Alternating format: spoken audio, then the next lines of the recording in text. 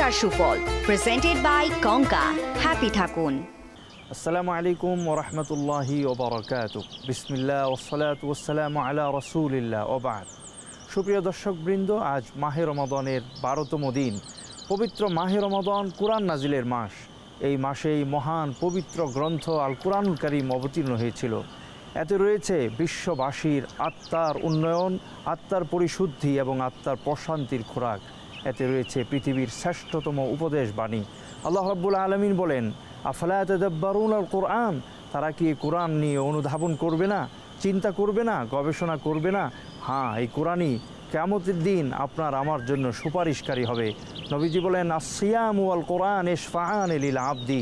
কোরআন বলবে যে আল্লাহ, রাত জেগে এই বান্দা আমাকে তিলাওয়াত করেছিল, আপনি তাকে মুক্তি দিয়ে দিন। সুতরাং কোরআন নাজিলের এই মাসে আসুন কোরআন চর্চা করি, কোরআন তেলাওয়াত করি, কোরআনে আত্মনিমগ্ন হই। আল্লাহ তাআলা আমাদের তৌফিক দান করুন। এআই টেকনোলজির কঙ্কা হ্যাপি ওয়াশিং মেশিন কাপড় বুঝে কাপড় ধোয়।